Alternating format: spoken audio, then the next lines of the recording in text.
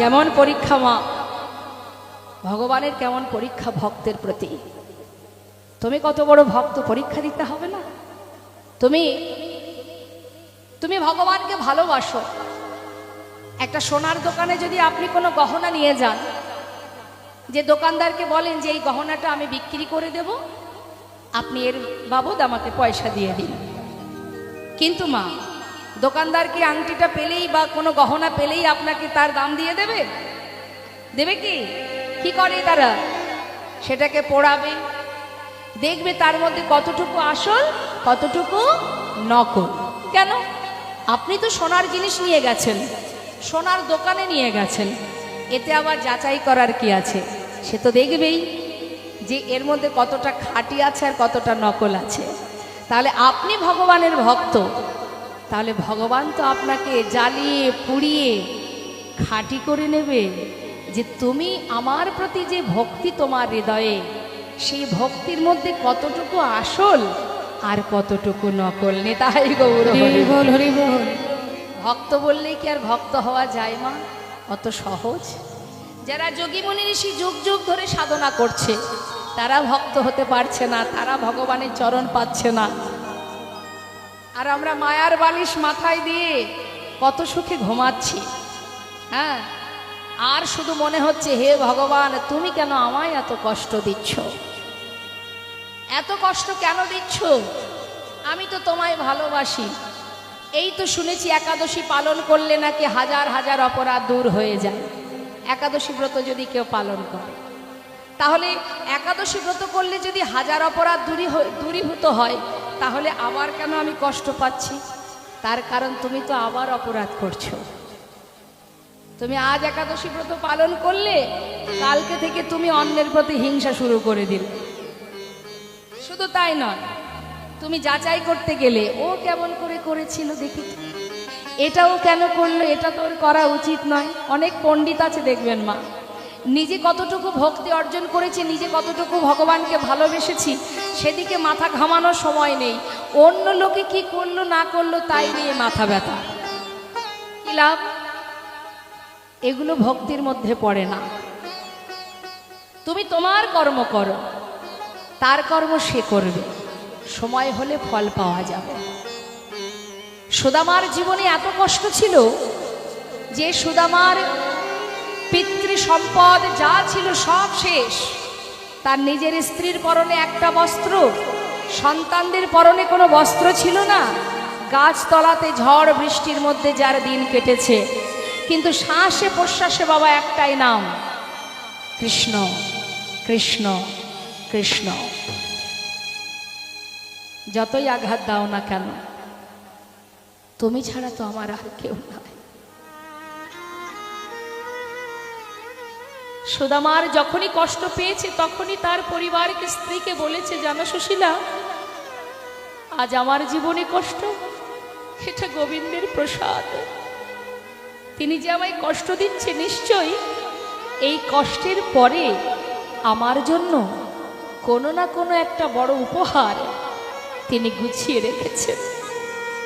সত্য কথা, যদি কখনো প্রভু কাউকে কষ্ট দেয় মা, কষ্ট দেওয়া মানে কি? তোমার ধৈর্য শক্তি বাড়বে, তোমার জ্ঞান বাড়বে এবং তোমার অনেক অভিজ্ঞতা বাড়বে। কষ্ট পাওয়া মানেই আমাদের শক্তি, ধৈর্য শক্তি বাড়ে। আর কষ্ট পেলে কি হয়?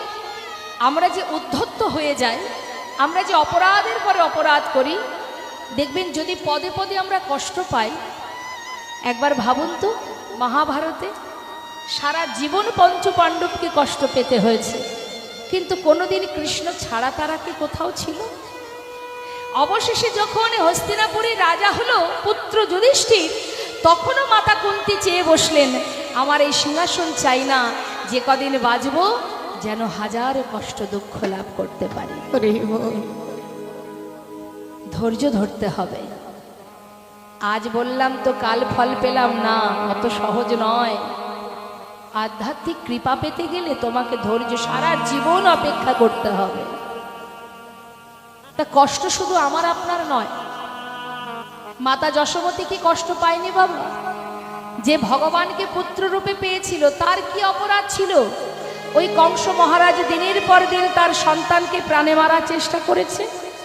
সকালবেলা গোপাল গোষ্ঠে যেতেন আর বিকালে ফিরে আসা পর্যন্ত মা সারা দিন ওই পথের দিকে চেয়ে চেয়ে কাঁদতেন। কি এমন সুখ পেয়েছিলেন? মা দেবকীর কষ্টটা ভাবুন তো। সন্তানকে গর্ভে পেয়েছে, ভগবানকে পেয়েছে বলে, তাই সন্তান ভূমিষ্ঠ মানে ভগবান বৃন্দাবনে আসার আগেই মা দেবকী বসুদেবকে কারাগারে আবদ্ধ করে দিল।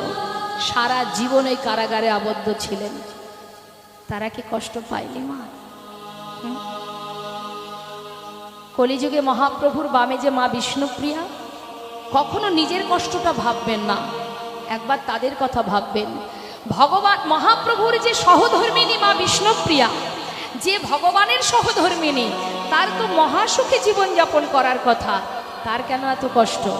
মাত্র 2 বছর ছিল মহাপ্রভুর কাছে। 13 বছর বয়সে মা বিষ্ণুপ্রিয়ার বিবাহ হয়। 15 বছর বয়সে, যখন মা বিষ্ণুপ্রিয়ার 15 বছর বয়স, 13 থেকে 15, এই 2 বছর পর মহাপ্রভু সন্ন্যাসী হয়ে চলে গিয়েছিলেন। আর কোনোদিন মা বিষ্ণুপ্রিয়া নিজের মুখটা জগতে কাউকে দেখাতেন না, কারণ নিজের স্বামী অর্থাৎ মহাপ্রভু তিনি নবদ্বীপের সবাইকে দর্শন করেছিলেন, শুধু বলেছিলেন আমি বিষ্ণুপ্রিয়াকে দেখতে চাই না, কারণ আমি তো সন্ন্যাসী, সহধর্মিনীর বদন দেখা আমার নিষেধ। তাই মা বিষ্ণুপ্রিয়া কেঁদেছিলেন, যে মুখ দেখলে আমার প্রভুর ধর্মের বিঘ্ন ঘটে যায়, এই মুখ জগতে আর কাউকে দেখাবো না। কিন্তু সারা জীবন মা, যদি মায়াপুরী নবদ্বীপে আপনারা যান, মা বিষ্ণুপ্রিয়ার যে ভজন কুঠির, চারিদিকে দেয়াল আটা ঘর, অন্ধকার, তার মধ্যে সারাদিন দারু বিগ্রহ সেবা দিত, আর মুখে একটাই নাম, কৃষ্ণ। আহা, গৌর গৌর গৌর। এই গৌর নাম যতবার জপ করেছে, গৌর নামে জপের সাথে সাথে একটা করে চাল আলাদা করে রেখেছে।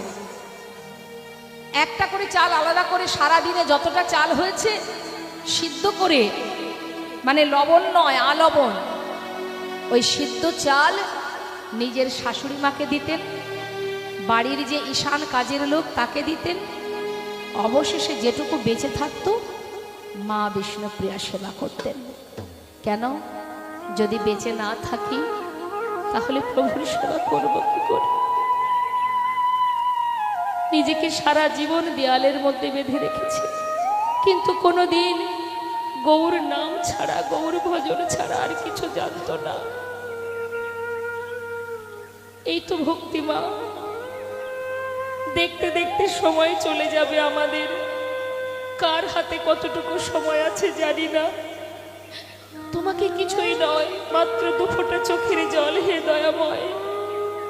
কে মানুষ পশু পাখি, কে জনমী অথবা কীট পতঙ্গ, কর্ম বিপাকে গতাগতি পুনঃ পুনঃ মতি রহত আপন সঙ্গ। দয়াময়, কর্মের বিপাকে বারবার পৃথিবীতে এসেছি, হাজার যন্ত্রণা কষ্ট পেয়েছি। তুমি তো বিপদ ভঞ্জন মধুসূদন করুণাময় পারের কাণ্ডারি, আমার মতো পতিত পাষণ্ডকে তোমার চরণে তুমি নিজে হাতে আমাকে পার করে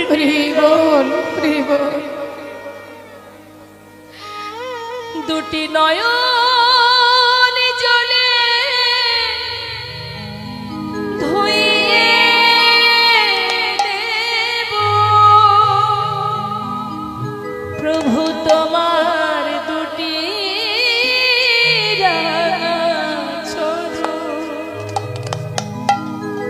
তুমি করিও গ্রহ।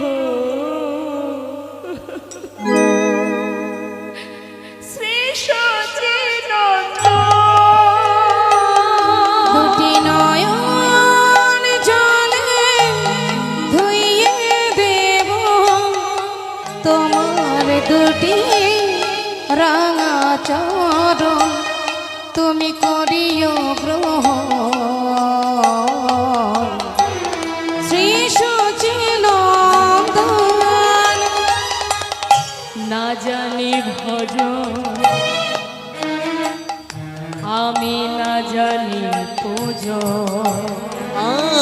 আমি না জানি ভজ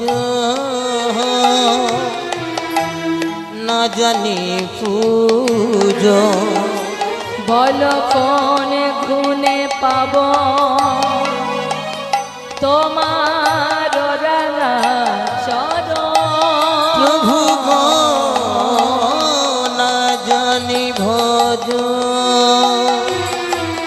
না জানি পূজন কোন গুণে পাব তোমার দুটি চরণ। হে দয়াময় ও হে কৃপাময়, একবার কৃপা করে তারি করে না।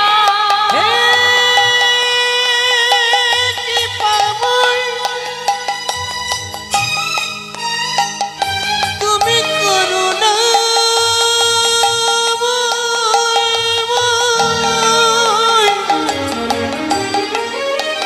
তুমি একবার নিজ গুণে কৃপা করো।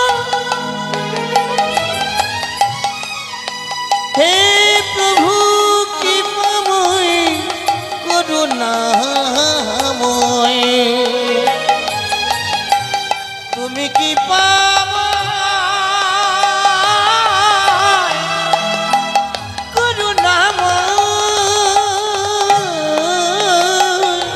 আমি না জানি ভজন না জানি পূজন কোন গনে পাব ওরা চরণ। আমি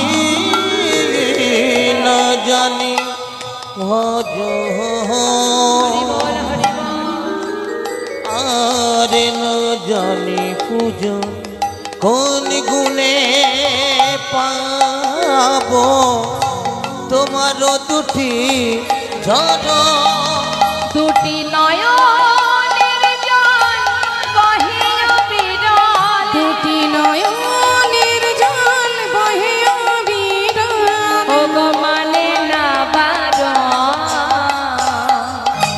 শ্রী সচিদানন্দ। দুটি নয়নের জল ধুইয়ে দেব তোমার দুটি রাঙা চরণ, করিও গ্রহণ শ্রী সচিদানন্দ। বলো শ্রী সচিদানন্দ শ্রী সচিদানন্দ। বলো শ্রী সচিদানন্দ। ভক্ত যদি এক পা এগিয়ে যায় ভগবানের কাছে, ভগবান বলেন আমি সেই ভক্তের দিকে 100 পা এগিয়ে যাই। কেউ যদি আমার দিকে একটু এগিয়ে আসে, না আছে সাধন ভজন যাগ যজ্ঞ পূজা অর্চনা, এই কলিযুগে জীব যেখানে থাক যেমন থাক যেভাবে থাক কোনো দুঃখ নেই। যদি একবার দুঃখটা নয়ন বারিশন করে, নয়ন বাড়ি চোখের জল যদি গৌর চরণে সঁপে দেয়া যায় মা, আর কিচ্ছু লাগবে না। তিনি বলেন না ওরে জীব আমাকে ননি মাখন দে, আমাকে ক্ষীর সর দে, না হলে আমি তোকে তোর মনোবাঞ্ছা পূর্ণ করব না। একটা কথা সবাই জানবেন বাবা, যদি কারোর অনেক অর্থ থাকে, অর্থ দিয়ে টাকা দিয়ে কখনো ভগবানের মনকে জয় করা যায় না মা। কারোর যদি অনেক গুণ থাকে, আছে না জগতে অনেক মানুষ যার এক বলতে 10 রকমের গুণ আছে, তাহলে যার এত গুণ আছে সে তার গুণ দিয়ে ভগবানের মনকে জয় করতে পারবে, আকর্ষণ করতে পারবে, তার মনটাকে কিনে নিতে পারবে? পারবে না।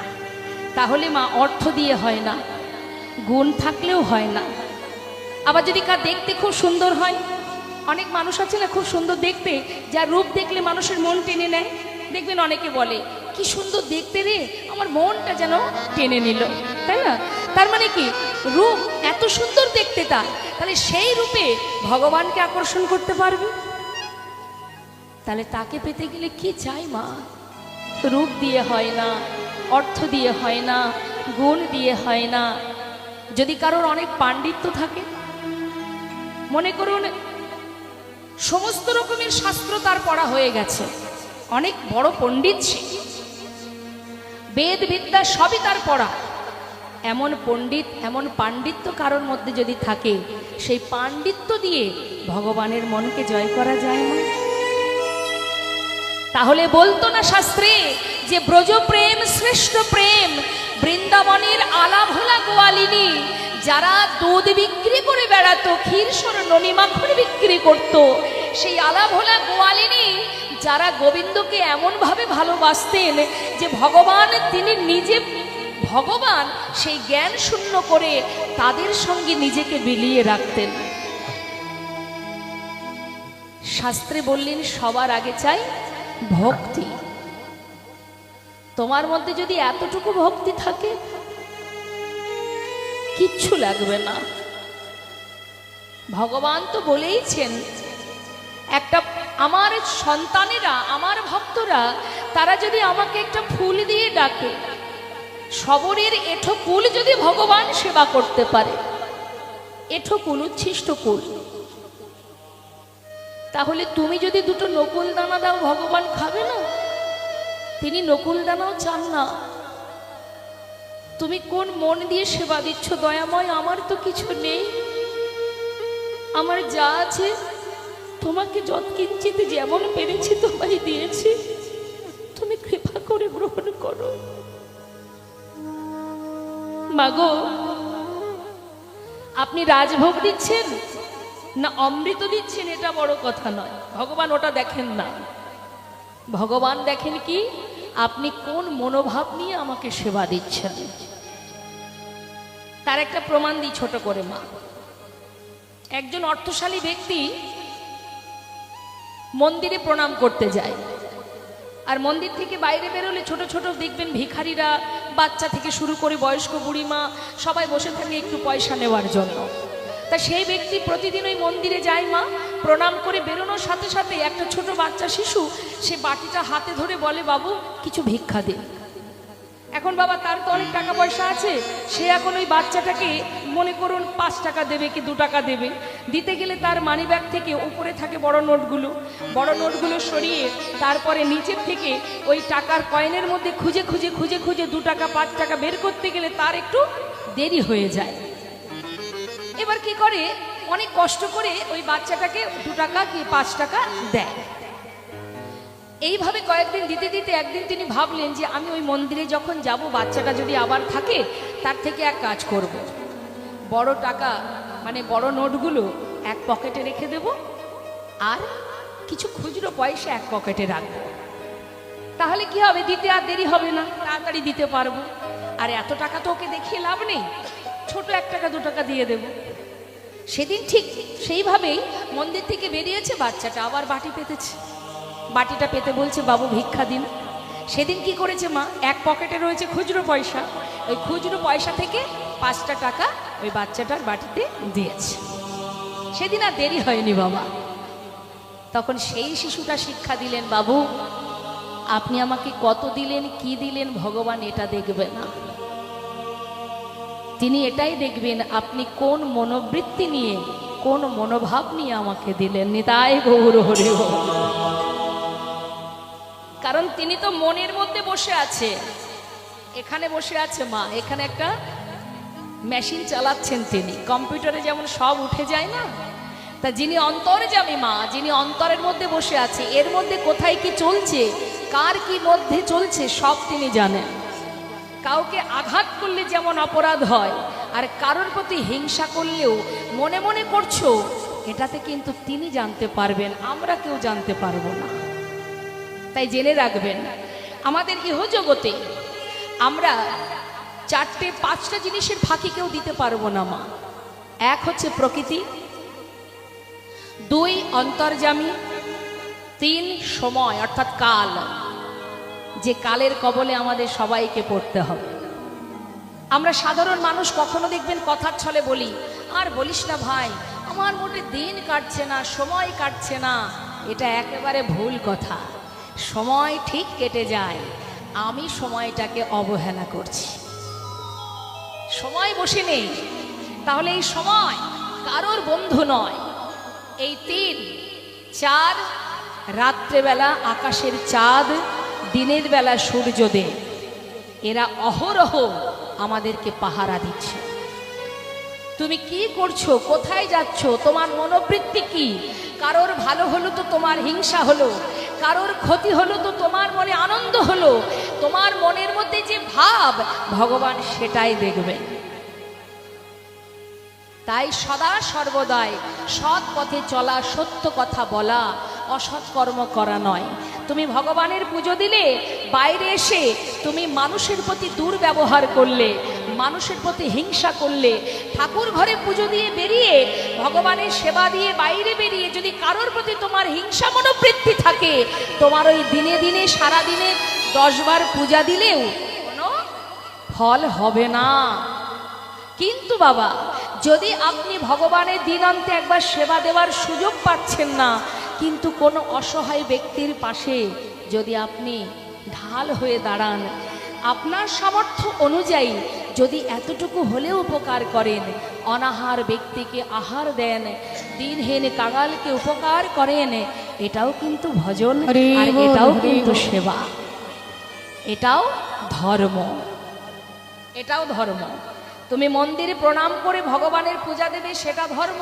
বাইরে এসে মানুষের সঙ্গে অধর্ম আচরণ করবে, সেটা ধর্ম নয়। পাশে দাঁড়িয়ে জীবের কল্যাণ কামনা করাটাও ধর্ম। শাস্ত্রে বললেন, দান ব্রত তপ তীর্থ ক্ষেত্রাদি নাঞ্ছা যায় স্থিতা, সাত্তেয় দেব মহাতাং সর্বপাপ হর শোভা, রাজস্বস্য মেধানাং জ্ঞান অধ্যাত্ম বস্তু না, আকৃষ্ট হরিনামে স্তপেত শেষ নামে। জগতে যত রকমের ধর্মমূলক কাজ আছে, শুভ কাজ আছে, ভালো কাজ আছে, সব কিছুই করো তুমি, তবে ভালো কাজ করো, অসৎ সঙ্গ করো না, অসৎ কর্ম করো না। তুমি মনে মনে ভাবলেও সেটা অপরাধ, মনে মনে যদি ভেবেছো সেটাও অপরাধ। এই রকম অনেক প্রমাণ আছে মা, কত কথা বলবো আপনাদের কাছে। বৃন্দাবনে এক বাবাজি ছিলেন মা, খঞ্জ বাবাজি। তিনি একটু বেঁকিয়ে বেঁকিয়ে খুঁড়িয়ে খুঁড়িয়ে হাঁটতেন। এখন সেই খঞ্জ বাবাজি বেঁকিয়ে বেঁকিয়ে হাঁটতেন বলে দেখবেন যারা একটু প্রতিবন্ধী হয়, কিছু কিছু নির্বোধ ব্যক্তি আছে যারা তাকে দেখলে ব্যঙ্গ করে, করে না? তার ওই ছোট ছোট রাখাল বাচ্চারা তারা কি করে, ওই খুঁড়িয়ে খুঁড়িয়ে হাঁটে বলে, বেঁকে বেঁকে হাঁটে বলে তাকে একটু ব্যঙ্গ করে। শুধু বাচ্চারা নয়, বড়রাও করে। খঞ্জ বাবাজির মনে দুঃখ, এমন কি কেউ নেই যার কাছে গিয়ে দুদণ্ড একটু শান্তি পাওয়া যায়? ওমা, শান্তির আশায় তিনি যাচ্ছেন। হঠাৎ তিনি কানে কানে শুনলেন যে রাধাকুণ্ডের তীরে সনাতন গোস্বামী, তিনি বড় দয়াল, তিনি বড় প্রেমিক, তার হৃদয় অনেক বড়। এই কথা শুনে খঞ্জ বাবাজি ভাবলেন, যাক তাহলে একটু তার কাছে যাই, দুদণ্ড একটু তার পাশে যদি বসে একটু যদি শান্তি পাই। তা খঞ্জ বাবাজি যাচ্ছে কার কাছে? সনাতন গোস্বামীর কাছে, একটু শান্তির আশায়। এখন বাবা, খঞ্জ বাবাজি যাচ্ছেন আর সনাতন গোস্বামী ধ্যানে বসে আছেন রাধাকুণ্ডের তীরে। ধ্যানে বসে থাকতে থাকতে ধ্যানের মধ্যে দেখছেন কি, রাধারানী গোবিন্দকে নিয়ে, সখীদেরকে নিয়ে বনে এসেছে। বনের ভিতরে ঘুরতে ঘুরতে গাছে সুন্দর ফুল দেখে রাধারানী, এটা কিন্তু ধ্যানের মধ্যে দেখছে সনাতন গোস্বামী, ফুল দেখে বলছে, বধূ কত সুন্দর ফুল ফুটেছে, আমাকে একটা ফুল পেড়ে দাও না। গোবিন্দ বলছে, রাধে এত উঁচুতে আছে ফুলটা, পাড়া কি সম্ভব? তুমি এক কাজ করো, আমি তোমাকে উঁচু করে ধরবো, তুমি ফুলটা পারবে, আমি ধরতে পারবো, তুমি তো আর আমায় ধরতে পারবে না, আমি তোমাকে ধরবো। ঠিক আছে বধূ। এবার রাধারানীকে যেই না ধরেছে মা, রাধারানী ওই ডালটা এক হাত দিয়ে ধরেছে, আর যেই না ধরেছে নিচে থেকে গোবিন্দ ছিঁড়ে দিয়েছে। আর যেই ছেড়ে দিয়েছে, রাধারানী ডাল ধরে চিৎকার করছে, বধূ আমি তো পড়ে যাব, আমায় ধরো বধূ, আমি তো পড়ে যাব, চিৎকার করছে। সখীরা রাধা গোবিন্দের লীলা দেখে সবাই মিলে হাতে তালি দিচ্ছে, হরি বল। আর যিনি ধ্যানের মধ্যে লীলা দেখছেন সনাতন গোস্বামী, খঞ্জ বাবাজি প্রায় তার সামনে এসে গেছে, আর কয়েক হাত বাকি। ঠিক সেই সময় ওই লীলা দেখতে দেখতে সনাতন গোস্বামী তিনিও ধ্যানের মধ্যে হাতে তালি দিলেন, তাই গৌর হরি বল, হরি বল। যেই না হাতে তালি দিয়েছে, খঞ্জ বাবাজির অন্তরে ব্যথা পেলেন। একটু শান্তির আশায় এসেছিলাম, আজ আপনিও আমাকে দেখে হাতে তালি দিলেন, এই যে মা অন্তরে কষ্ট পেল, একবার ভাবুন, তার তো অপরাধ নেই, সে কিন্তু ধ্যানের মধ্যে লীলা দেখে হাতে তালি দিচ্ছে। আর সেই ভাবনাটা তার মনের মধ্যে যখনই এলো, সে ভাবলো আমাকে দেখে হাতে তালি দিচ্ছে। ওই যে অপরাধ হলো, সনাতন গোস্বামী তারপর থেকে আর লীলা দেখতে পাচ্ছে না। চিন্তায় পড়লেন, আমার অপরাধ কি, আমি আর কেন লীলা দেখতে পাচ্ছি না। হঠাৎ তিনি আর 5 গোস্বামীকে ডাকলেন, ষড় গোস্বামীর মধ্যে আর 5 গোস্বামীকে, তাদেরকে ডেকে তাদের কাছ থেকে আলোচনায় সিদ্ধান্ত করলেন যে কি আমার অপরাধ। বললেন, তোমার কি অপরাধ তুমি যেহেতু জানো না, এই অপরাধ খণ্ডনের উপায় তুমি প্রতিদিন একজন মণিকে ডেকে 100 মণিকে সেবা দিয়ে দাও। এবার 100 মণিকে সেবা দিতে হবে প্রতিদিন, একদিন করে, একজন করে। এইভাবে প্রতিদিন বৃন্দাবনে যত মণি ঋষিরা আছে প্রতিদিন একজনকে নিমন্ত্রণ করে আর তার কুটিরে তাকে রন্ধন করে সেবা দেয়। দিতে দিতে আজ খঞ্জ বাবাজির কুটিরে পৌঁছালেন। খঞ্জ বাবাজি যেই না দেখেছে সনাতন গোস্বামীকে চিনতে পেরেছে, আর চেনা মাত্রই তাকে এবার আঘাত করতে লাগলেন। কেন এসেছো, কেন এসেছো তুমি আমার কুটিরে? একটু শান্তির আশায় তোমার কাছে গিয়েছিলাম, তুমি আমাকে দেখে হাতে তালি দিয়ে ব্যঙ্গ করেছিলে, কেন এসেছো? দূর হয়ে যাও। সনাতন গোস্বামী বুঝতে পারলেন যে আমি এনার কাছেই অপরাধটা করেছি। সব কথা খুলে বলে তাকে সসম্মানে ঘরে নিয়ে তাকে সেবা দেওয়ার পর তার অপরাধ খণ্ডন হয়। তাহলে মা, জানতেও অপরাধ হয়, অজান্তেও অপরাধ হয়। কখন কার কাছে কিভাবে আমাদের অপরাধ হচ্ছে আমরা নিজেরাই জানি না, তাই না? তাই মনের খবর অন্তর্যামী তিনি তো জানেন। ভগবানের কাছে এটাই কামনা করুন, দয়াময়, যে কটা দিন আর পৃথিবীতে বাঁচব, আগামী কাল আমার কি হবে আমি জানি না, কিন্তু তুমি তো জানো আমার কাল কি হবে। তাই আমাকে দিয়ে এমন কোনো কাজ করিও না যে সারা জীবন তোমার ভালোবাসা থেকে দূরীভূত হয়ে আমাকে দিনের পর দিন কাঁদতে হয়, কষ্ট পেতে হয়। আজ আপনি যে হালে আছেন মা, এর কর্ম আপনি আগে করেছেন তাই এখন এই হালে আছেন। আজ যেমন কর্ম করবেন, পরে আপনাকে এর সাজা পেতে হবে। ভালো কাজ করলে ভালো, আর খারাপ কাজ করলে খারাপ। হ্যাঁ, তাই কখনো কোনো সময় আমাদের উচিত সদা সর্বদাই সৎ পথে থাকা, আর অসৎ কর্ম নয়, অসৎ চিন্তা নয়, পরনিন্দা পরচর্চা নয়। হাতে করো কাম, মুখে করো নাম। কারণ আমরা সবাই জানি, দেখুন প্রকৃতির অধীনে আমরা প্রকৃতির মধ্যেই থাকি। পৃথিবীর যে প্রান্তেই যাই না কেন, প্রকৃতির অধীনেই আমরা সবাই বাস করি। অর্থাৎ সে যদি কিছু মনে করে, সে যদি কিছু চায়, ধ্বংস করে দেয়, আমাদের কিছু করার নেই, নীরবে সহ্য করতে হবে। তবু অসীম কৃপা আপনাদের, অনেক ভক্তি, অনেক ভালোবাসার জোরে, অনেক ভক্তির জোরে এখনো পর্যন্ত আমরা সবাই মিলে কৃষ্ণ কথা শ্রবণ করতে পারছি। তো আসুন আমরা চেষ্টা করব এর মধ্যে দিয়েই লীলা কথা শ্রবণ করার। তো এর আগে আমাদের দাদাভাই, শ্রদ্ধেয় দাদাভাই এসছেন, আপনাদের শ্রবণ করালেন হর পার্বতীর সুন্দর একটি মিলন লীলা। এবার আমরা আস্বাদন করব। কমিটির ভক্তগণ আমার ওপরই ছেড়ে দিয়েছেন যে দিদি আপনি সুন্দর একটি লীলা করবেন। আমরা সবাই চাই যে এই একমাত্র হরিবাসরই আছে মা, যেখানে দুদণ্ড বসে হরিনাম শোনবার মনোবৃত্তি আমাদের তৈরি থাকে। তাছাড়া সংসারের মধ্যে হাজার কাজের মধ্যে তো হয় না।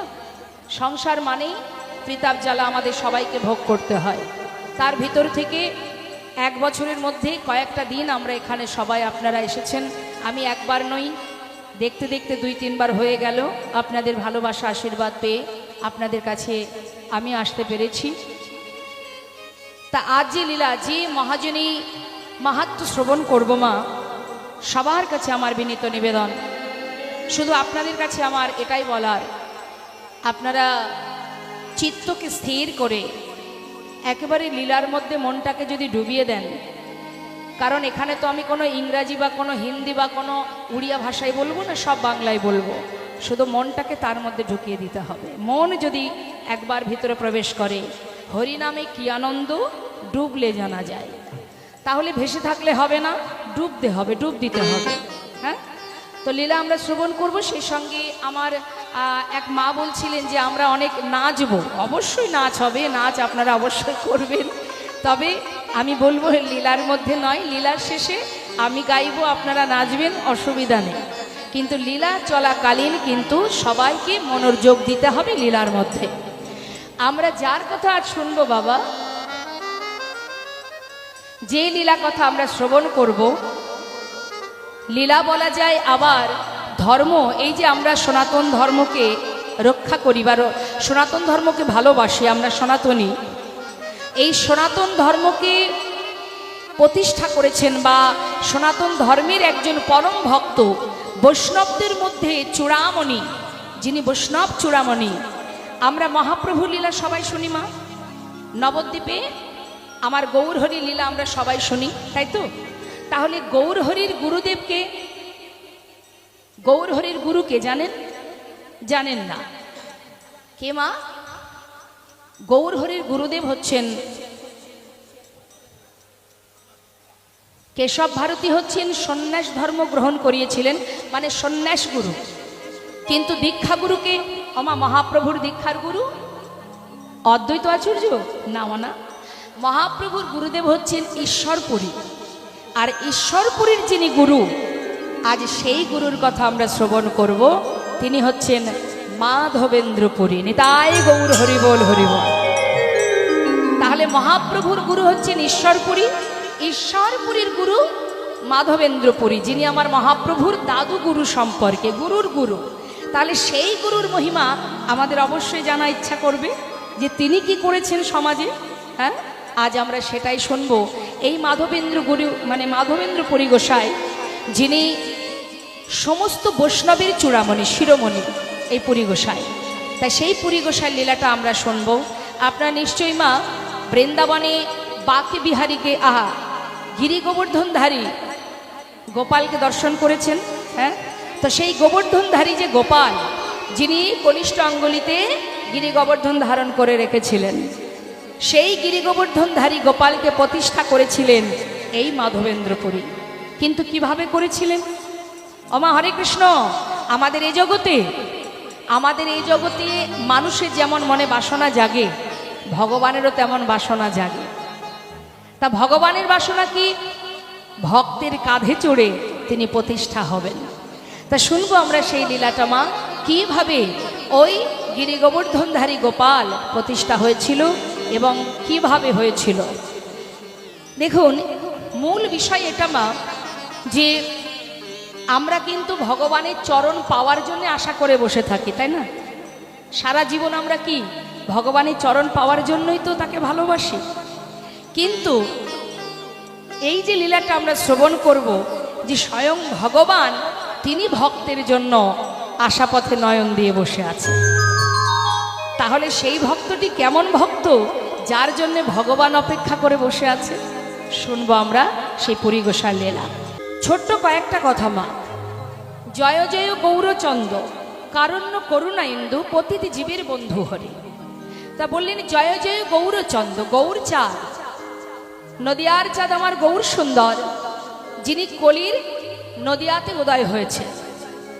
তাহলে কলিযুগে যে নদিয়ার চাঁদ গৌর হরি, আমি যদি চাঁদের কথাই বলি মা, আকাশের চাঁদ আর আমার গৌর চাঁদ, দুটো চাঁদের পার্থক্য দেখুন। এই জগতে চাঁদ যখন ওঠে আকাশে, তখন কি হয়? নদীতে জোয়ার আসে। কিন্তু কলিতে যে চাঁদের উদয় হয়েছে নবদ্বীপের আকাশে, এই চাঁদের উদয় হওয়াতে কি হয়েছে বাবা?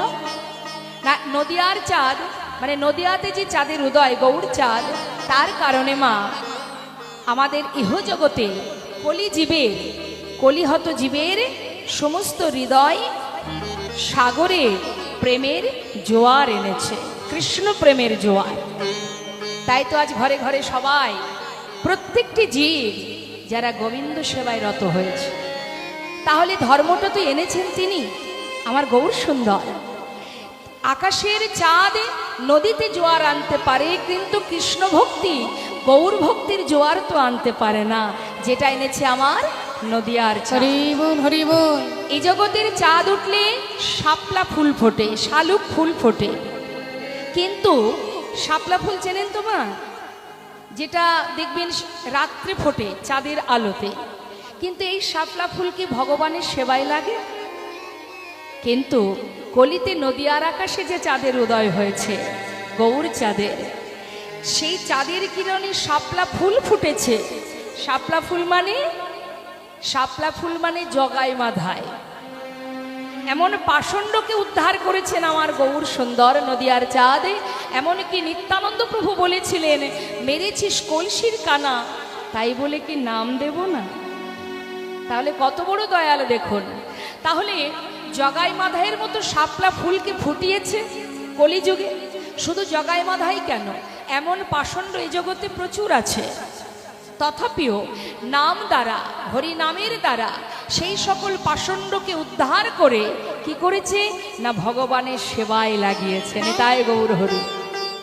যে জগাই মাধায় কৃষ্ণ নাম শুধু বদনে বলেছে তাই নয়, যারা গৌর প্রেমে পাগল হয়ে গেছে জগাই মাধায়। এ জগতের চাঁদ যে আকাশে উদয় হলে পৃথিবীর অন্ধকার দূর করে দেয়, কিন্তু সব জায়গায় কি আর অন্ধকার দূর করতে পারে? আকাশের চাঁদ পৃথিবীর অন্ধকার দূর করলে কি হবে? তিনটে জায়গায় কিন্তু যায় না। কারোর মনের ভিতরে চাঁদের আলো যেতে পারে না, বনের গভীর অরণ্যের মধ্যে চাঁদের আলো ঢুকতে পারে না, আবার ঘরের কোনায় কোনায় চাঁদের আলো যায় না। কিন্তু মা, নদিয়ার চাঁদ আমার গৌর সুন্দর, যদি কোনো ভাগ্যবান ভাগ্যবতী যদি একবার হৃদয় আকাশে উদয় হয়, মহাজন বললেন তার ভিতর বাহির সদাই আলো করে, তার ভিতর বাহির সদাই আলো করে, ও তার ভিতর বাহির সে যে আলো করে, তার ভিতর বাহির যে আলো করে, ও তার কোনো অন্ধকার থাকে না গো, তার ভিতর বাহির দেখো আলো করে, তার কোনো অন্ধকার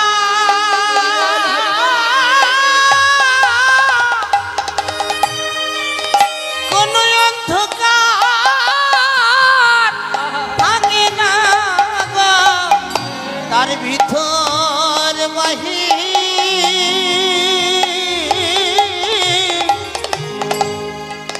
আলো করে, ও যার হৃদয় আকাশে গৌর চাঁদের উদয় করাতে পারে, সে যে গৌর ধনে ধনী হয় গো, যে জন হৃদয় আকাশে উদয় করাতে সে যে পারে, গৌর চাঁদে ধনী হয় গো, ও যার হৃদয় আকাশে উদয় হয় গো, গৌর প্রেমে ধনী হয় গো, ওই হৃদয় আকাশে উদয় হয় গো, ওই না গৌর প্রেমে ধনী হয় গো, হৃদয় আকাশে উদয় হয় সে গো, যে গৌর প্রেমের ধনী হয় গো, হৃদয় আকাশে উদয় হয় তার গো, ভিতর বাহির আলো করে, যে জনে গৌর ধনে ধনী হয়েছে, যে জনের হৃদয় আকাশে গৌর প্রেমের উদয় হয়েছে, মহাজন বললেন যার হৃদয় আকাশে গৌর প্রেমের উদয় হয়েছে, সে তো ইহজগতের সমস্ত অন্ধকারকে অতিক্রম করে সেই আলোর সন্ধান পেয়েছে। ক্ষমা, ভাগ্যবান ভাগ্যবতী আমরা সকলে, ভারতবর্ষের, ভারতভূমির ভারতবাসী আমরা। পুণ্যভূমি এটা, যেখানে ভগবান এসেছেন একবার নয় 4 বার, সত্য, ত্রেতা, দাপর, কলি। তাই দেখবেন বিদেশিরা যখন আসে আমাদের দেশে, তারা বিদেশিরা এসে এই ভারত ভূমি থেকে মৃত্তিকা নিয়ে মাথায় দেয়। কেন দেয়? বলে ধন্য ভারত ভূমি, পুণ্য ভূমি, ভগবান একবার নয় বারবার এসেছেন। বৈষ্ণব মহাজন বললেন, ইহজগতের আকাশের চাঁদ কখনো দেখা যায় পরিপূর্ণভাবে, আবার কখনো অর্ধেক দেখা যায়, আবার কখনো দেখাই যায় না। যদি অমাবস্যা আসে আকাশের চাঁদ দেখা যায় না? যায় না। কিন্তু শাস্ত্রে বললেন যে আমার গৌর হরি যদি এই গৌর চাঁদ যদি কারোর হৃদয়ে একবার উদয় হয়, শুধুমাত্র একদিন দুদিন নয়, সে যে উদিত দিন হি রাতিয়া, সে যে উদিত দিন হি রাতিয়া, সে যে উদিত দিন হি রাতিয়া, সে যে উদিত দিন হি রাতিয়া, সে যে দিন রজনী সমান উদয়, সে যে দিন রজনীর সমান উদয়, আহা দিন রজনী সমান সে যে দিন উদয়, রজনীর সমান উদয়, ষোলকলাই পরিপূর্ণ হয়ে দিন রজনী সমান ষোলকলাই পরিপূর্ণ আহা হয়, পতিত জীবের বন্ধু হরি, ষোলকলাই পরিপূর্ণ হয়, ওই না পতিত জীবের বন্ধু হরি, ষোলকলাই পরিপূর্ণ হয়, ওই না পতিত জীবের হরি, ষোলকলাই পরিপূর্ণ হয়, দিন রজনী সমান উদয়, আহা উদিত দিন হি রাতিয়া, উদিত দিন হি রাতিয়া, সদা সর্বদাই তিনি উদয় হন, কি দিনে কি রাতে। তাই আসুন আমরা সবাই মিলে এই মহতী হরিবাসরে একবার প্রত্যেকে গৌরচরণ স্মরণ করে আত্মসমর্পণ করে একবার সবাই মহামন্ত্র জপ করব। কলিযুগে যে হরিনাম প্রভু আমার জীবের দ্বারে দ্বারে দিয়েছেন, ধরল গ্রহণ করো বলে, সেই নাম একবার সবাই মিলে গাইব। সবাই মিলে মনে প্রাণে গাইবেন। কেমন? সবাই মিলে দুটি বাহু তুলে উচ্চস্বরে হরিনাম জপ করবেন। দেখে একবার হাত তুলুন সবাই, প্রত্যেকে জোরে জোরে গাইবেন। কেমন? হ্যাঁ, বিড় বিড় করে গাইবেন না, মহামন্ত্র যেহেতু সবাই মিলে জোরে জোরে গাইবেন। হরে কৃষ্ণ হরে কৃষ্ণ, আমি গাইব, আমার শেষ হলে আপনারা গাইবেন। কেমন? কৃষ্ণ কৃষ্ণ হরে হরে, হরে রাম রাম, রাম রাম হরে হরে, হরে কৃষ্ণ। বাবা খুব সুন্দর। হ্যাঁ বাবা, হরে কৃষ্ণ কৃষ্ণ কৃষ্ণ হরে হরে, হরে রাম রাম, রাম রাম হরে হরে।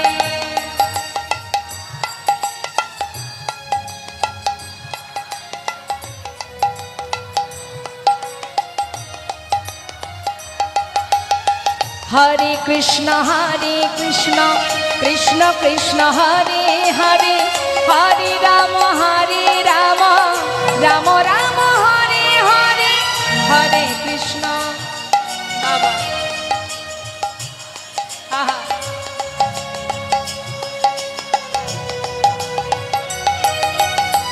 হরে কৃষ্ণ কৃষ্ণ কৃষ্ণ হরে হরে, হরে রাম রাম, রাম রাম হরে হরে।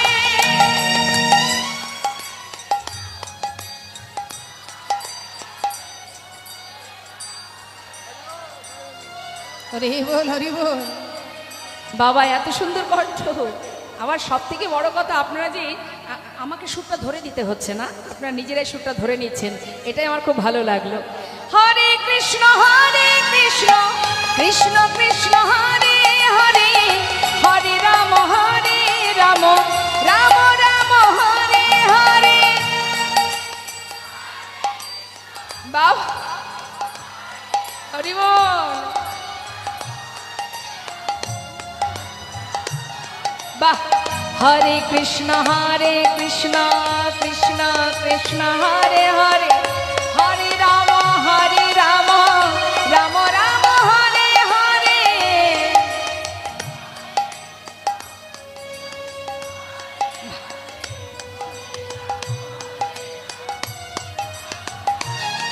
বলো হরে কৃষ্ণ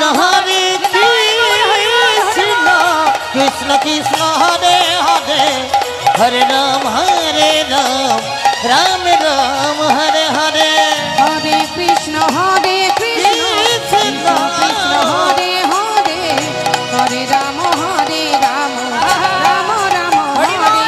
বলো হরে কৃষ্ণ কৃষ্ণ কৃষ্ণ হরে হরে হরে রাম রাম রাম হরে হরে হরে কৃষ্ণ কৃষ্ণ কৃষ্ণ হরে হরে হরে রাম রাম রাম হরে হরে। মহাজন পদাবলিতে বললেন, আমার নদিয়ার চাঁদ গৌর সুন্দর পতিত জীবের বন্ধু। আমার পতিত কাদের বলে? যারা পাষণ্ড, যারা ভগবানকে ভালোবাসে না, যারা নাস্তিক।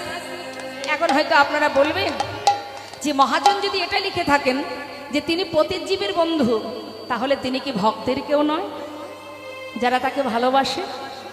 এখানে পদাবলিতে বৈষ্ণব মহাজন বললেন, শুধু যে তিনি পতিত জীবের বন্ধু তা নয়, পতিত জীবের বন্ধু তিনি, কিন্তু ভক্তের জন্য তিনি কে? ভক্ত হৃদয়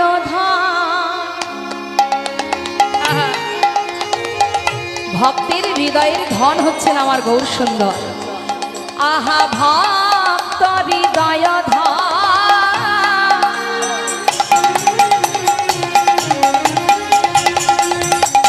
প্রেমের মূর্ত সদন,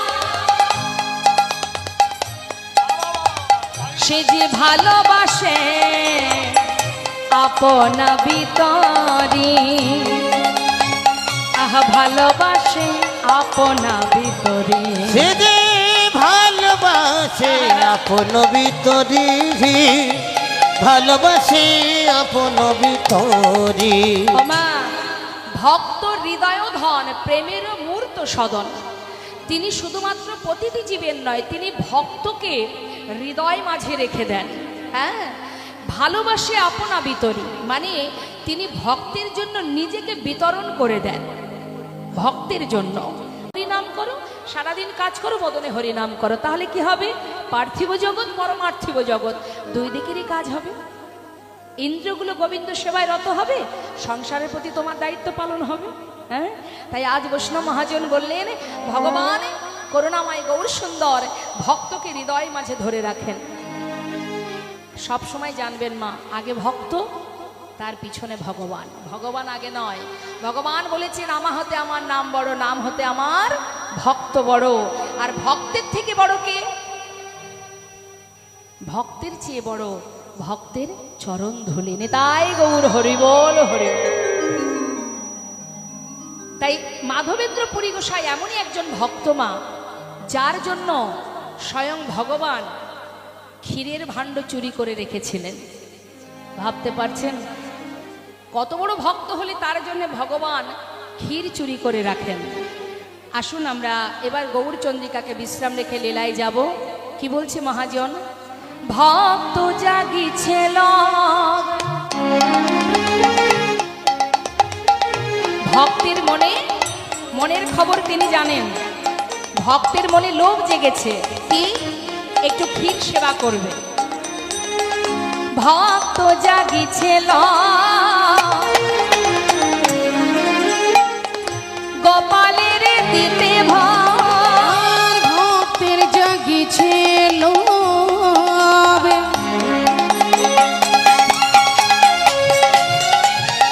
গোপালের দিতে ভোগ। ওমা ভক্তের মনের বাসনা যে আমি যদি ক্ষীরের স্বাদ পাই তাহলে ক্ষীর রান্না করে গোপালকে দেব, এইটা মনে মনে ভেবেছে। আর ভগবান ভক্তের মনের খবর পেয়ে তিনি কি করলেন? তাড়াতাড়ি করে নিজে করি ক্ষীরের স্বাদ, নিজে করি ক্ষীরের স্বাদ, তারে তারে কি কৌশলে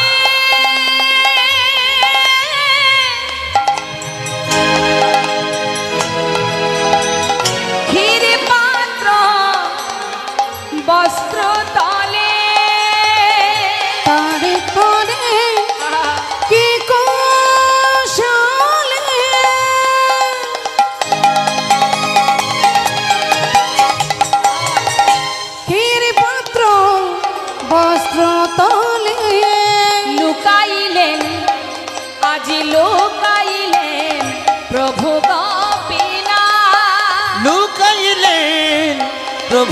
গোপীনা লুকাইলেন প্রভু গোপীনা ওই হেন প্রভুর গুণগান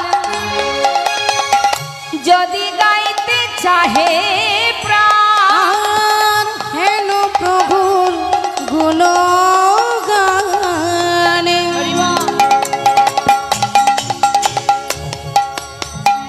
যদি গাইতে চাহে প্রাণ, ও গহিয়া করে আকুলি বিকুলি, হিয়া করে আকুলি বিকুলি, আমার হিয়া কহে আকুলি বিকুলি, আমার হিয়া কহে আকুলি বিকুলি। মহানামীকে দেখায়। যে মহাজনের পদাবলী শুনছি, যে পদকর্তা লিখেছেন, ইনি হলেন ডক্টর মহানামব্রত ব্রহ্মচারী। তিনি কি বলছেন? অগ মহানামীকে দেখায় যদি গৌর কথা বলিতে হয়, আর মহানামকে দেখায় যদি গৌর কথা বলিতে হয়, তবে আগে মাখ ভক্ত পদ ধুলি, আগে মাখো ভক্ত পদ ধুলি, তবে আগে মাখো ভক্ত পদ ধুলি, আগে মাখো ভক্ত পদ ধুলি। মহানামব্রত ব্রহ্মচারীর এই পদাবলী দিয়ে আমরা গৌরচন্দ্রিকাকে বিশ্রাম রাখলাম। চলে যাব আমরা সবাই মিলে লীলা কথা আস্বাদনে। চলুন আমরা একটি সুন্দর ভজন শ্রবণ করব, তারপরে লীলায় যাব। তো আমরা যেহেতু বৃন্দাবনে আর এই কলি কলি আর দাপর দুয়ে মিলে কিন্তু আজকের লীলাটা মা, কলির জীব আর বৃন্দাবনে ভগবানের দর্শন। তো চলুন আমরা বৃন্দাবনের একটা ভজন শুনবো। বৃন্দাবনের রাজাকে আমার মাকে একটু ডেকে দিন। রাধে রাধে। এই যে আমার এই এই অত দূরে তাকাতে হবে না, পাশেই দেখুন, ওই যে ঘুমাচ্ছেন আমার মা। ঘুম আসছে দেখে হাত তুলুন তো সবাই। আসতেই পারে, রাত তো কম হয়নি, তাই না? ঘুম আসতেই পারে, সারাদিন সংসারে কত পরিশ্রম করতে হয়। এবার একটু হাত তুলতে হবে, ভগবানের সংসারে কর্ম করতে হবে, এটা তো গোবিন্দের সংসার। তুলুন সবাই হাত। আমরা সবাই মিলে বৃন্দাবনেশ্বরী রাধারানীর নাম গাইতে গাইতে লীলায় প্রবেশ করব। জয় রাধে রাধে राधे श्याम। किशोरी कुछ ऐसा इंतजाम हो जाए, हाथ ताली दिए। किशोरी कुछ ऐसा इंतजाम हो जाए, किशोरी कुछ ऐसा इंतजाम हो जाए, किशोरी कुछ ऐसा इंतजाम हो जाए, इंतजाम हो जाए, इंतजाम हो जाए, इंतजाम हो जाए, इंतजाम हो जाए। किशोरी कुछ ऐसा इंतजाम हो जाए, किशोरी कुछ ऐसा इंतजाम हो जाए।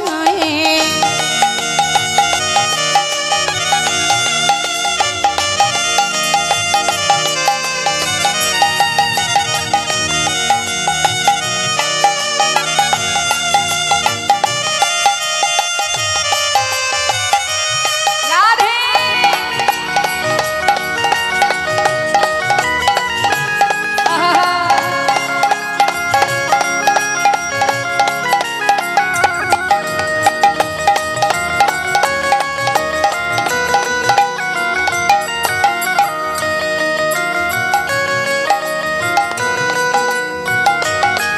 जब गिरते हुए मैंने तेरा नाम लिया है, जब गिरते हुए मैंने तेरा नाम लिया है। কি বলছে মা? এই কথাটা বললেন যাবে গিরতে হয়ে মেনে, অর্থাৎ হে রাধে, আমি যখন কোনো বিপদে পড়ি, যে কোনো বিপদে পড়লে যখনই আমি তোমার নাম স্মরণ করি, তুমি অনায়াসে আমার হাত ধরে বিপদ থেকে উদ্ধার করে নাও। এটাই হচ্ছে এর মাহাত্ম এই লাইনটার। কি বলছে?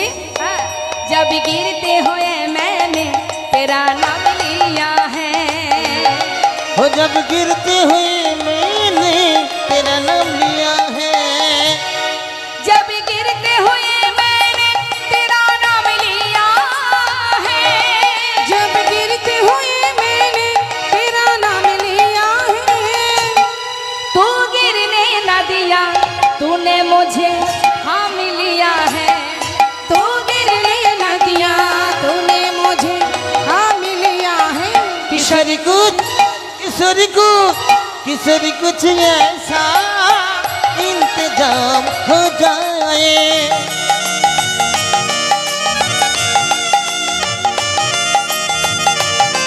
राधे राधे।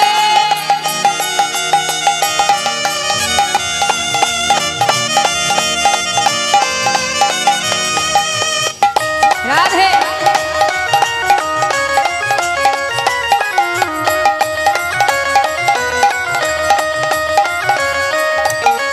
बोले जय राधे जय राधे राधे जय राधे, সবাই বলবেন।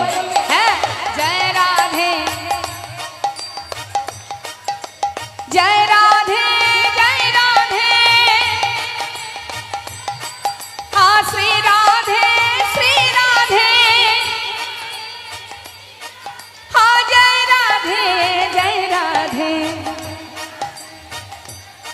हाँ श्री राधे श्री राधे, हाँ जय राधे राधे जय राधे, जय राधे जय राधे राधे जय राधे। किशोरी कुछ ऐसा इंतजाम हो जाए, ईश्वरी कुछ ऐसा इंतजाम हो हो जाए, इंतजाम हो जाए, इंतजाम हो जाए। प्रेम से बोलिए राधा रानी की, श्याम सुंदर की, बाके बिहारी लाल की, गोवर्धन धारी की, राधे राधे। করুণাময় নদিয়ার চাঁদ আমার গৌর হরিমা নবদ্বীপ ছেড়ে সন্ন্যাসী হয়ে চলে গিয়েছিলেন। মা সচিমা নিমাই সন্ন্যাসী হয়ে চলে গেছে বলে মা সচিমা তিনি গঙ্গায় প্রাণ ত্যাগ করতে যান। সেই সময় নিত্যানন্দ প্রভু বলেছিলেন, মা তুমি এমন করে গঙ্গায় জলে নিজেকে বিসর্জন করো না, আমি নিমাইকে মানে ভাইকে তোমার কাছে ধরে নিয়ে আসব। যেই না ধরে এনেছে পথের মাঝখান থেকে, তখন মহাপ্রভু সন্ন্যাসী হয়ে গেছে। মা পথের মাঝখান থেকে ধরে নিয়ে এসে অদ্বৈত আচার্য প্রভুর গৃহে মায়ের সঙ্গে মিলন হয় গৌরহরির। যেই না গৌরহরিকে সন্ন্যাসী রূপ দেখেছে, মা কাঁদছেন সচিমা। যখন মা কাঁদছে তখন গৌরহরি বললেন, মা তুমি কেঁদো না, আমি সন্ন্যাসী হয়েছি বলে তুমি কষ্ট পাচ্ছ, ঠিক আছে মা, আমি তোমার সাথে এই সন্ন্যাস ধর্ম ত্যাগ করে আবার নবদ্বীপে ফিরে যাব। মা বললেন, আমি বেঁচে থাকতে মিশ্র কুলবংশে এমন অকল্যাণ হবে কি করে হতে দেব বাবা, তবে তুমি যখন সন্ন্যাসী হয়েই গেছো অন্তত পক্ষে কাছাকাছি তো থাকো, সন্তান শোকটা তো আমি পাবো না, সন্তান হারা যন্ত্রণা সেই মাই জানে, তুমি আমার কাছে কাছে থাকো। গৌরহরি বললেন, মা যেহেতু আমি সন্ন্যাসী হয়ে গেছি আমি তো আর থাকতে পারবো না তোমার সঙ্গে, তাহলে আমি কি করব? মা বললেন, তবে তুমি নীলাচলে বাস করো, তুমি চলে যাও নীলাচলে পুরী ধামে, কারণ নদীবাসী যখন তারা নীলাচলে যাবে তাদের যাতায়াতের পথে আমি তো তাদের কাছ থেকে হলেও জানতে পারবো আমার নিমাই কোথায় আছে, কি করছে, কি খাচ্ছে। তাই হবে মা। মায়ের বাক্য মাথায় করে নিয়ে গৌরহরি ওই নবদ্বীপ ছেড়ে নীলাচলে যাত্রা করেছিলেন মা।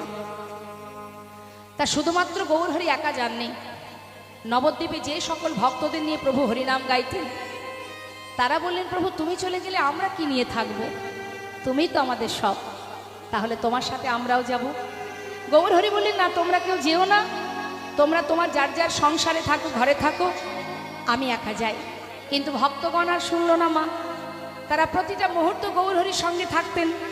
আজ সেই প্রভু যদি চলে যায় তারা কি নিয়ে থাকবে? তাই গৌরহরির সাথে সমস্ত ভক্তগণ গিয়েছিলেন। মহাজন পদাবলিতে লিখছেন, তারা যাচ্ছেন পণ্ডিত জগদানন্দ নিত্যানন্দ রায়, পণ্ডিত জগদানন্দ নিত্যানন্দ রায়, পণ্ডিত জগদানন্দ নিত্যানন্দ ওই না রায়, পণ্ডিত জগদানন্দ নিত্যানন্দ রায়।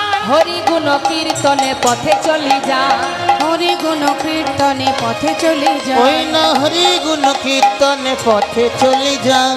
মহাপ্রভুর সাথে সমস্ত ভক্তবৃন্দ যাচ্ছে আর গৌর হরি সবাইকে বলছে, এই যে সবাই বলো বলো হরি বলে হরি বল, হরি বলে হরি বলে হরি বল হরি বল। হরি বল হরি বল, হরি বিনা নাহি বল হরি বলে হরি বল, হরি বিনা নাহি বল হরি বল হরি বল। আহা হরি বিনা নাহি বল হরি বল হরি বল, বলা হরি বিনা নাহি বল হরি বল হরি বল। হরি গুণ কীর্তনে পথে চলি যা। হরি গুণ কীর্তনে পথে চলি যায়। তামা নবদ্বীপ ছেড়ে যাত্রা করেছে নীলাচলের পথে।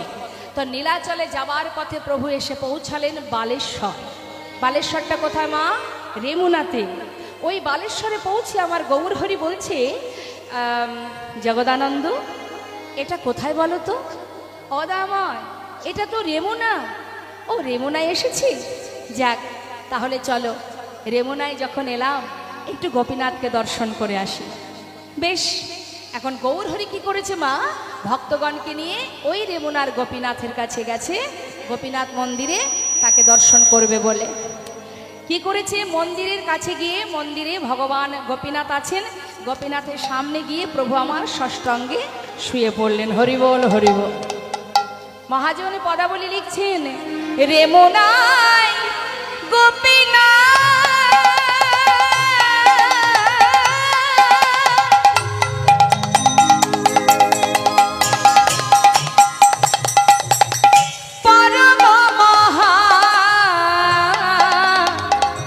রেমনাই গোপীনাথ,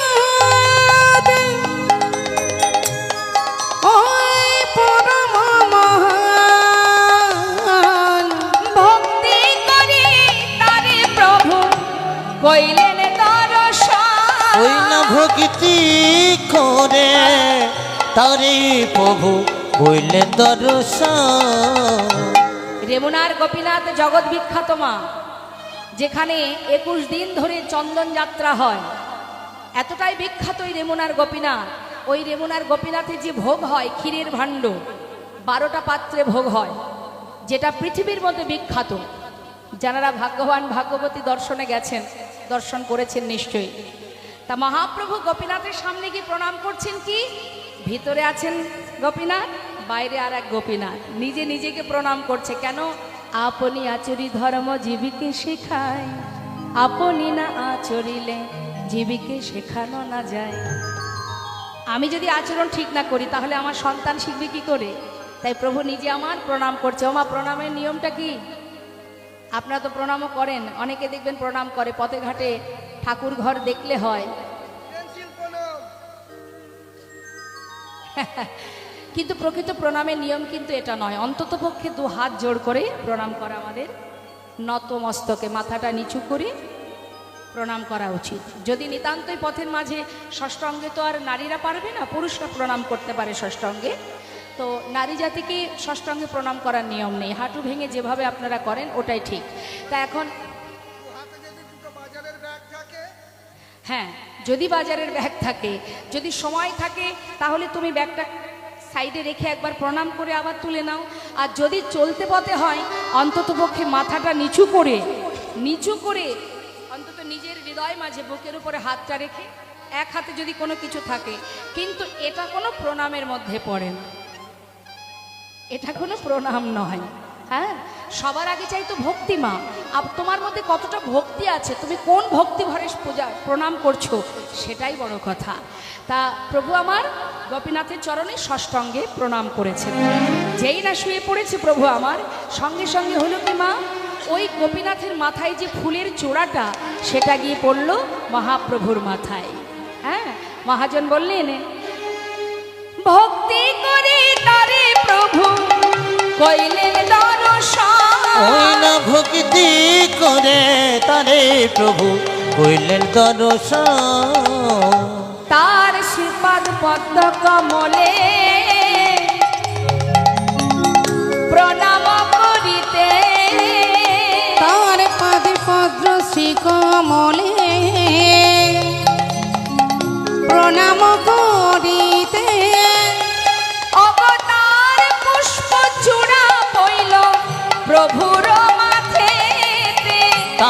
পুষ্প চূড়া পইল প্রভুর মস্তকেতে। বাবা, প্রত্যেকটা ভাষা যদি বোঝা যায়, তার পুষ্প চূড়া পড়িল প্রভুর শ্রীমাথেতে, তার মাথায় পড়েছে। আর যেই না গৌরহরির মাথায় ফুলের চূড়াটা পড়েছে, গৌরহরি সেই ফুলের চূড়াটা বুকের মধ্যে করে নিলেন। চূড়া পাইয়া প্রভু আমার আনন্দিত মন, চূড়া পাইয়া প্রভু আমার আনন্দিত মনে। মনের আনন্দে কি করলেন? তার নিত্য গীত কইলেন লইয়া ভক্ত ওই না তার নৃত্য গীত কইলেন লইয়া ভক্ত যেমন আপনারা সবাই বসে আছেন, অগণিত ভক্তবৃন্দ লীলা শ্রবণ করছেন। মহাপ্রভু ঠিক তদ্রূপ কি করেছে?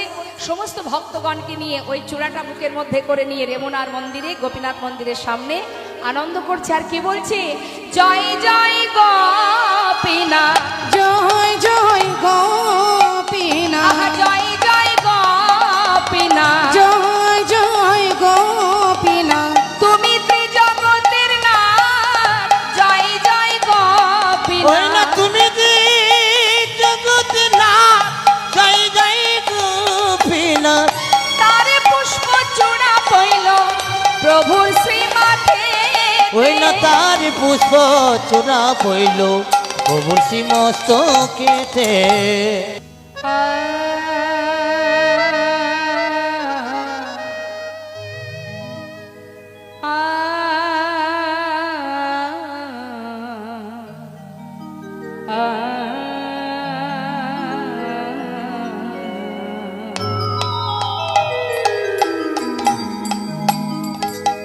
ব্রজের হরি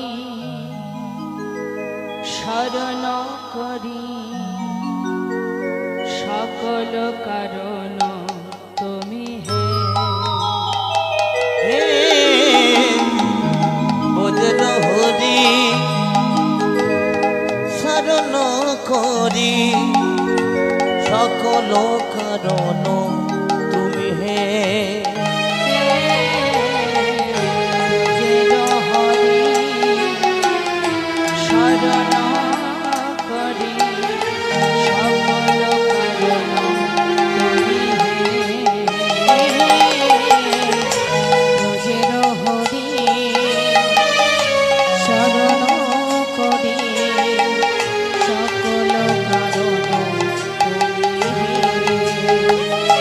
ও নন্দ দোলা বৃন্দ রাখা, বিপদ তারণ নমিহে,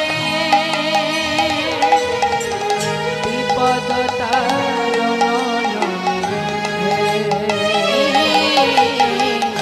ব্রজের হরি শরণ করি, সকল কারণ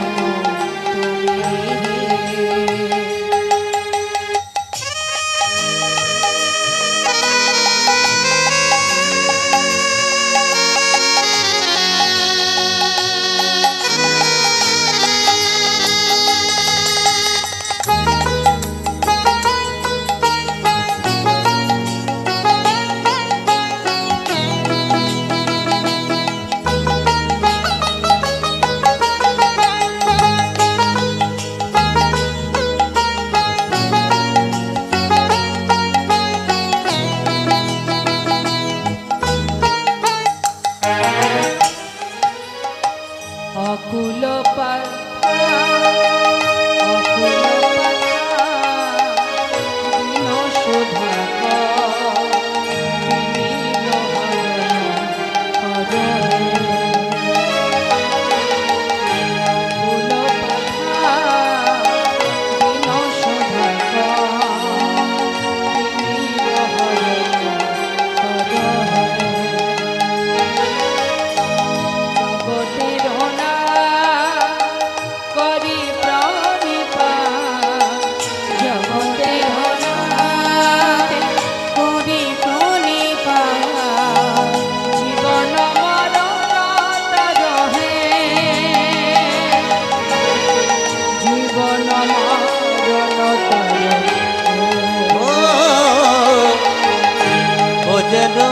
হরি শরণ করি সকল কারণ তুমি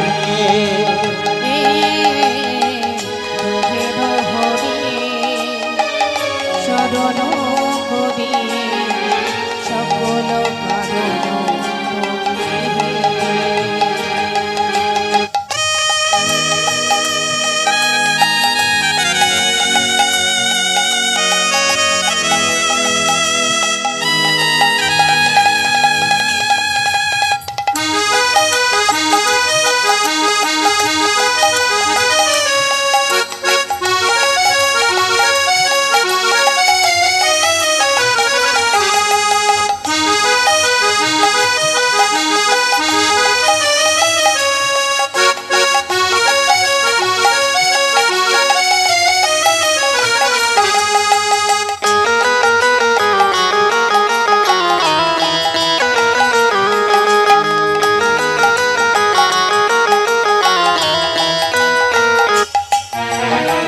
কাঙালির ধাম সুখরঞ্জন মানে ভঞ্জন রাধিকা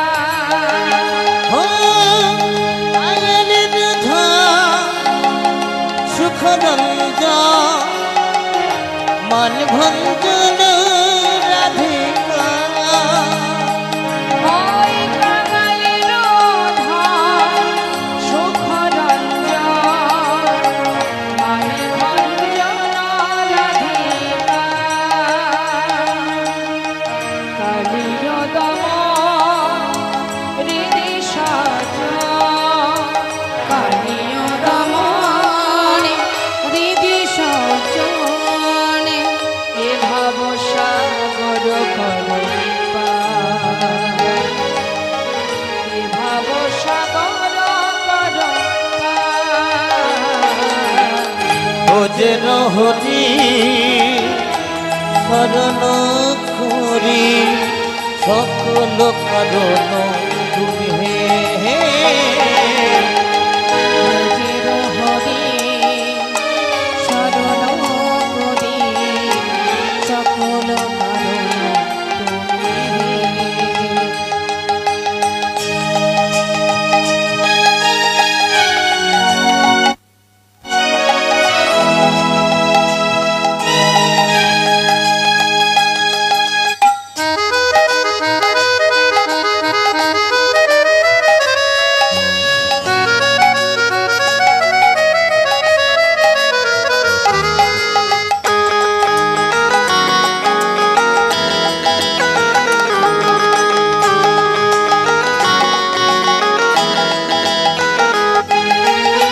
কৃষ্ণ কানা নদের নিমায় কি জানি তোমার সর্বহে কৃষ্ণ কানাই নদের নিমাই কে জানে তোমার স্বরূপ হে।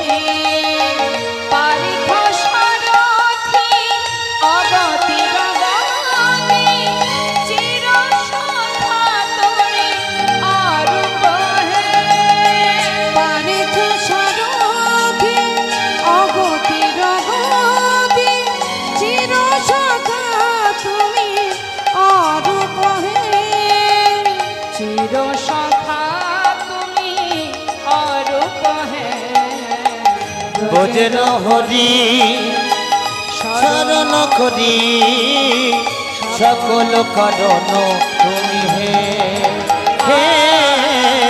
ভোজন হরি শরণ করি সকল কারণ তুমি হে অখণ্ড মণ্ডল করো ব্যক্তম যেন চরাচর তদ পদম দর্শিত যেন তস্মৈ শ্রী গুরবে নমঃ। হে কৃষ্ণ করুণা সিন্ধু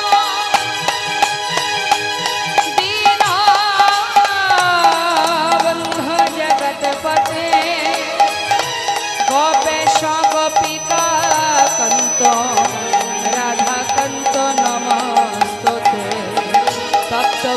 কাঞ্চন গৌরাঙ্গী রাধে বৃন্দাবনেশ্বরী বৃষভানুসুতে